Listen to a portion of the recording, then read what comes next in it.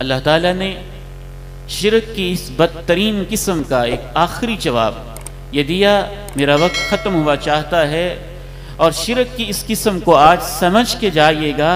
اللہ رب العزت نے شرک کی اس قسم کا ایک چوتھا خوبصورت اور عظیم ترین جواب دیا. وہ مالک ہے نا، وہ خالق ہے نا، وہ رازق ہے نا. اس نے تمہارے لیے اتنے سارے انتظام کیے تھے. زمین کے سینے کو تمہارے لیے بچھایا تھا، آسمان کی چھت کو تمہارے لیے تان کے کھڑا کیا تھا. زمین کو بیلنس کرنے کے لیے 25,000 فٹ K2 کی چوٹیاں اور بلندیاں تمہارے لیے اوپر کھڑی کی تھیں، اور اس پہاڑ کو 2 حصے 50,000 فٹ زمین کے اندر لگا کے کیل بنایا تھا. والجبال اوتادا، اس نے تمہارے لیے انار کے دانے یوں پرو پرو کے ایک پھل کے اندر سمیٹے تھے، پھر اس کے پردے لگائے تھے، پھر اس کی تہیں لگائی تھیں، پھر اس کو کور لگایا تھا، اس میں جوس بھرا تھا، اس میں سرخ رنگ بھرا تھا. محبت سے تمہارے لیے انگوروں کی کہیں بیلیں لگائی تھیں، کہیں آم کے پھل لگائے تھے. اس نے تمہارے لیے ماں کی ممتا، باپ کی محبت، بہن کی لوریوں کے انتظام کیے تھے. وہ رب کہتا ہے میرے یہ بندے جو میرا کھا کے میری زمین پہ رہ کے مجھے یہ کہتے ہیں تو کون ہوتا ہے، میری مرضی چلے گی. اللہ کہتا ہے میرے یہ بندے جانوروں سے بدتر ہیں.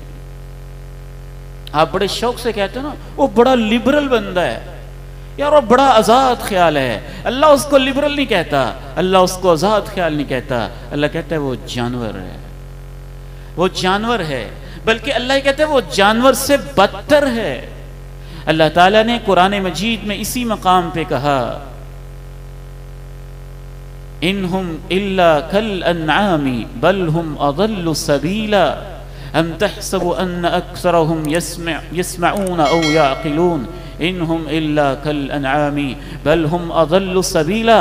جنہوں نے اپنی خواہشوں کو اپنا معبود بنایا ہوا ہے، کیا آپ سمجھتے ہیں کہ یہ سنتے ہوں گے؟ کیا آپ کا خیال ہے کہ ان میں عقل ہے؟ اللہ کہتے ہیں نہیں، یہ جانور ہیں، بلکہ جانوروں سے بدتر ہیں.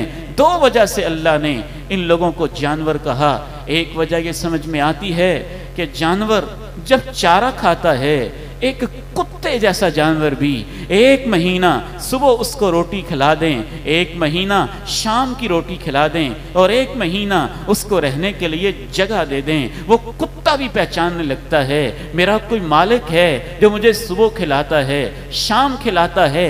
دم ہلاتے ہوئے مالک کی پہچان کے اس کی بات سننے لگتا ہے. اور وہ جو پوری زندگی اللہ کی زمین پہ رہ کے اس کے آسمان کے نیچے اس کا رزق کھا کے اس مالک کو نہیں پہچانتا ہے، اللہ کہتے ہیں یہ اس جانور سے بھی بدتر، کیونکہ اس نے اپنے مالک کو نہیں پہچانا. اور اس بھیڑ نے بکری نے پہچان لیا، اس بھینس نے گائے نے پہچان لیا. انہم الا کالانعام بل ہم اضل سبیلا.